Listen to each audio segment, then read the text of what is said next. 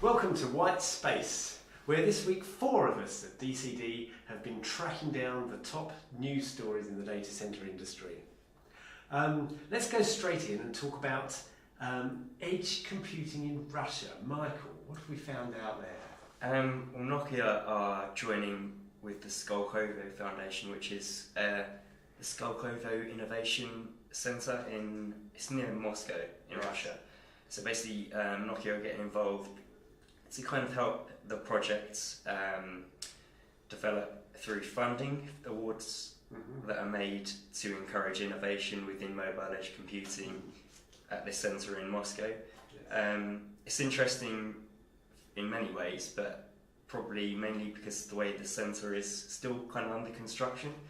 So they're kind of feeling their way around a bit. A lot of companies have already signed up to invest within the community.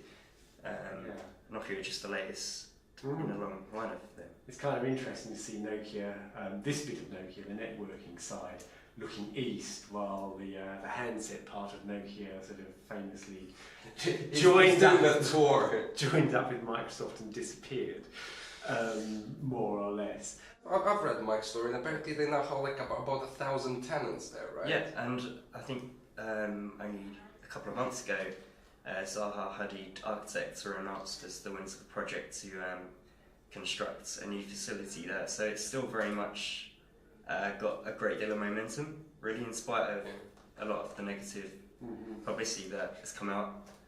Yes, which is really interesting. Yeah, this is a giant Russian startup incubator that's probably a little more exciting than Tech City here. And well, one of the things that I believe came out of Skolkovo is a desktop based on an imagination chip, not an ARM chip. It's still a RISC chip, but imagination. And yeah, you can buy it in Russia and nowhere else because self-reliance, right? It's sort of like you got sanctions from the European Union on one side, and there's just generally like the security worries on the other. So Russians don't, just like the Chinese, they don't want to buy American equipment anymore. And Skolkovo is going to be the launch pad for a bunch of Russian kit, which is like meant to replace American stuff. Excellent, interesting. Okay, you mentioned RISC chips. I think Sebastian, we've heard Cavium has been doing something, hasn't it? Yeah, they actually announced a new system on a chip, ARM-based system on a chip, that the ThunderX 2, which is a cool name, and they brought that out. More powerful, better, but resident ARM expert here can explain why ARM has been kind of struggling in that market. Yes, well, I mean, so Cavium is probably the most successful company in the ARM space because they actually they work with manufacturers, they have servers. I think PayPal is one of the people who are allegedly trialing Cavium chips. But it basically they find it really, really hard to break into the data center market. So last week we had the story that there's sort of like a bunch of ARM people are, well, and IBM Power is also part of this club now. They're collaborating to make it easier for chips to use accelerators like GPUs or FPGAs or digital signal processing chips, because at the moment they're still made for Intel, and there's this sort of like injustice going on in the data center. Intel, meanwhile, has its own troubles because they're saying that a lot of research in the future and analytics and machine learning is going to happen on the GPUs, and Intel's GPU game is I'm not gonna I don't want to get in trouble for this. Basically, it's not great. It's not great. But they're completely ignoring the issue. So this week they've launched a new chip. I mean, it's sort of like E3 1500 V5. And this is a chip which is meant to deliver 4K video revolution to us.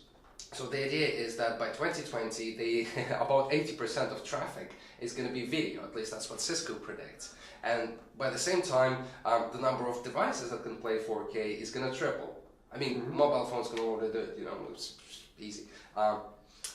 All of these devices need video content, high resolution video content, but in order to send it down the wire, you need to transcode it, right? Because like uncompressed video content is very, it's huge, right? Especially the 4K. Yeah. And these chips are going to do that. They're specifically designed for video, for 3D processing, and then some sort of like graphical work. They have a GPU on the chip. It's Intel's own GPU. So instead of banks of dedicated cards, they imagine that you want banks of compute servers that can also do video. That's their vision.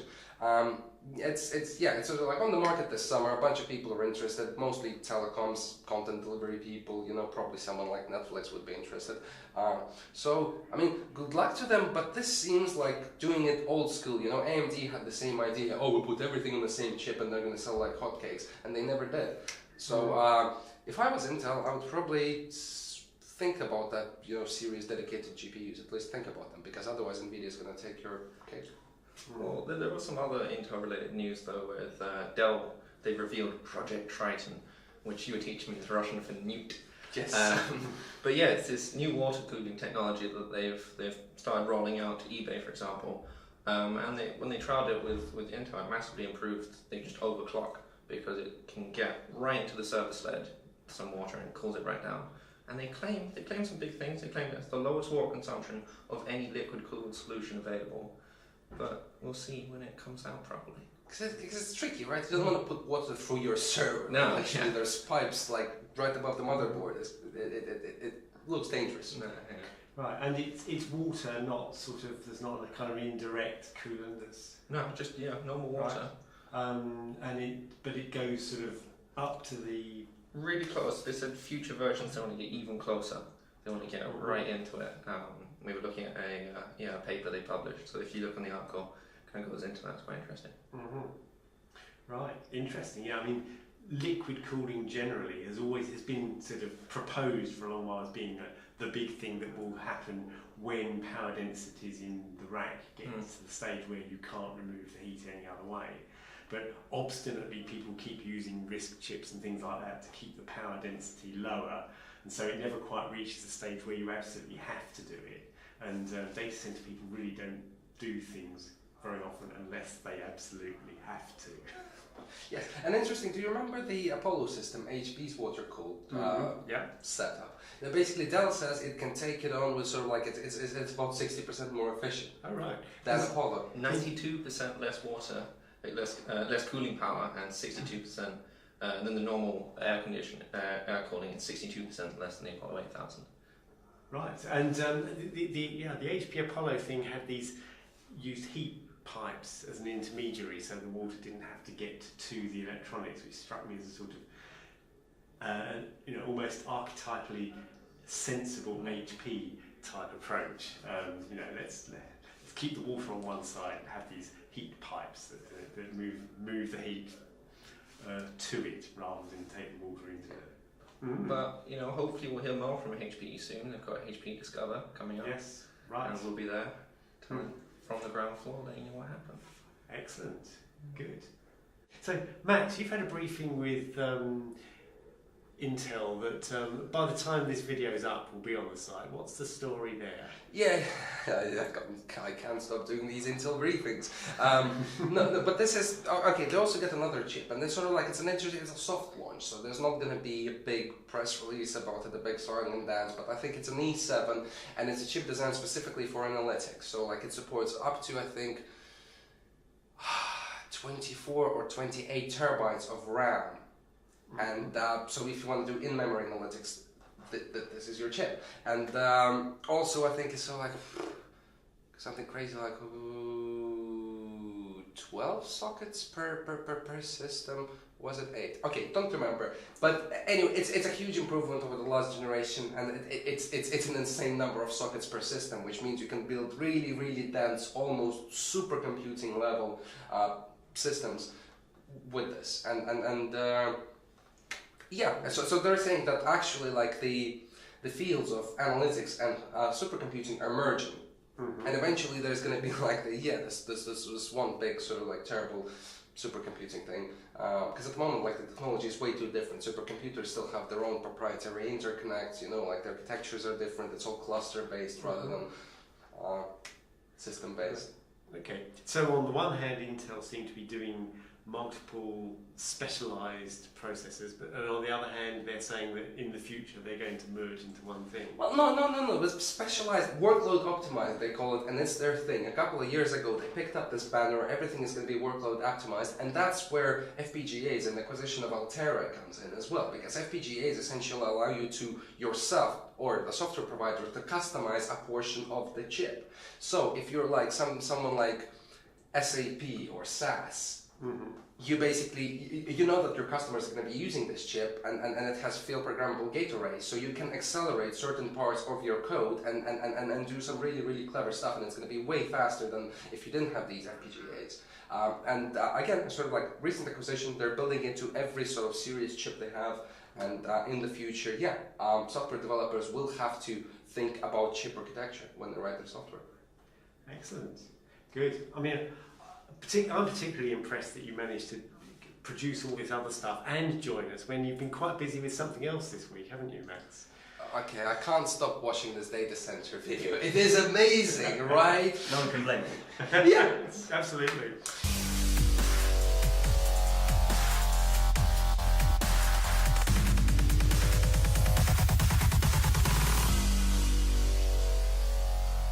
So it's European Data Hub and their customer Gcore. I think it actually comes from Gcore. Gcore is a huge provider for gaming communities across Eastern Europe. They maintain the servers, but what they've done is they've